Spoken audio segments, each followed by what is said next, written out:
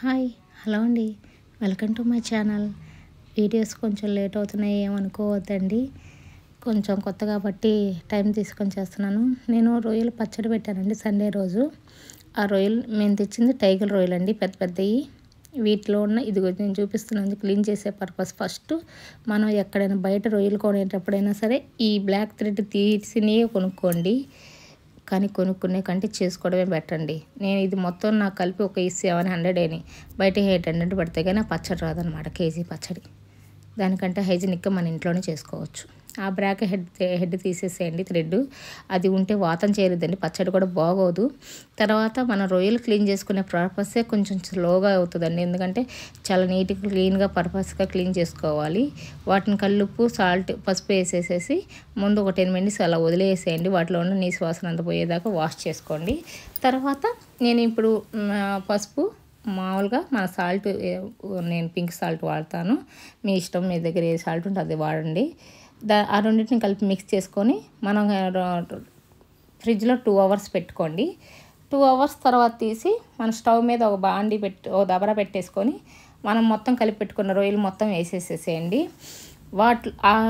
మన పెద్దలటప్పుడు అంటారు ఆవగిళ్ళు అంటారు చూసారా, అలా వాటిలో నీరంతా పోయేంత వరకు మగ్గబెట్టేసేసేయండి. సన్న మంట మీద మూత పెట్టేస్తే వాటిలో అంతా నీరంతా వచ్చేసేసిద్ది. మనం ఏం చేయక్కర్లేదు, దాంట్లో నూనె ఏమి నీళ్ళు వేసి పెట్టి వాడక్కర్లేదండి. నేను చూపించాను, నేను వాళ్ళకి మూత పెట్టేశాను, సన్న మంట మీద పెట్టేసి 10 మినిట్స్ వదిలేసేయండి. తర్వాత మనకు ఆ పచ్చళ్ళలో కావాల్సిన మసాలాలు పట్టుకుందాం. నేను ఒక 4 స్పూన్స్ ధనియాలు వాడానండి, నాకు కేజీ పచ్చడి కాబట్టి. తర్వాత 2 స్పూన్స్ జీలకర్ర, 2 యాలక్కాయలు, 4 లవంగాలు, 2 దాల్చిన చెక్కలు వేసేసి సన్న మంట మీద దోరగా వేయించండి. నేను ఇప్పుడు చూపించే అనస పువ్వు ఒకటి వేసాను, ఇది బిర్యానీ ఆకు, బిర్యానీ పువ్వు, రాతి పువ్వు అంటారు, దాన్ని కూడా వేసానండి. తర్వాత పంకిన్ సీడ్స్ కూడా వేసాను, టేస్ట్ బాగుంటుంది. మా దగ్గరలో ఇవ్వండి, అవి యాడ్ చేయొచ్చు, ఏం కాదు. తర్వాత నేను చూపించాను చూసారా, ఆ నీరు ఒక చుక్కర్ లేదు. ఈ స్టేజ్లో మనం స్టవ్ ఆపేసేసి పక్కన పెట్టేసేసేయండి. ఆ పచ్చళ్ళలో కావాల్సిన నూనె నేను తీసుకుంటున్నానండి. నేను సన్ఫ్లవర్ ఆయిలే వాడాను, ఏం కాదు, వాడచ్చు.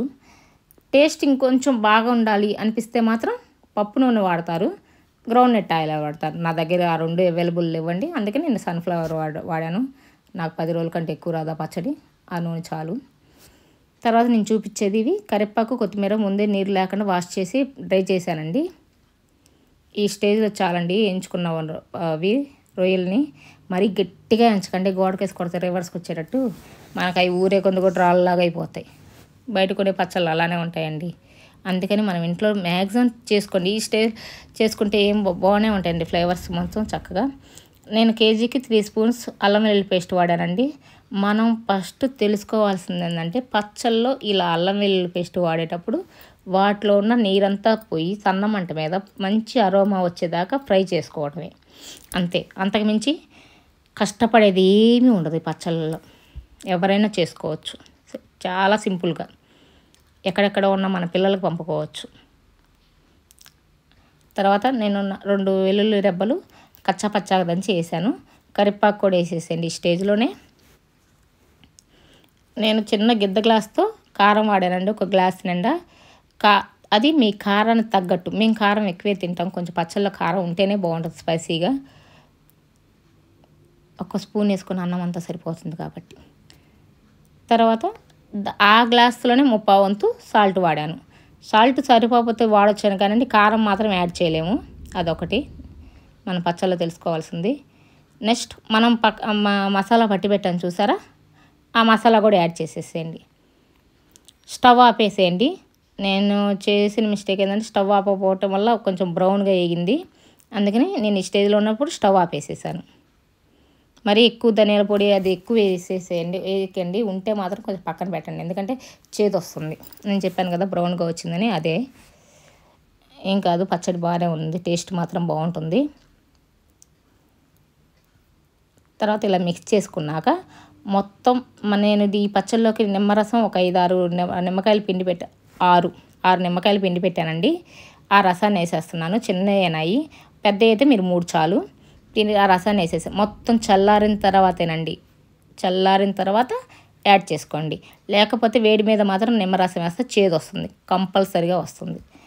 అది ఈ ఇంకా మనకు మొత్తం చల్లారిన తర్వాత అది ఎయిర్టైట్ సీసాలో పెట్టుకోండి. మనం వాడేటప్పుడు కొద్ది తీసి వాడుకోండి. చట్నీ ఏం పాడవదు, బయట ఉన్న నెల వరకు బయట ఉన్న ఏం పాడవదండి.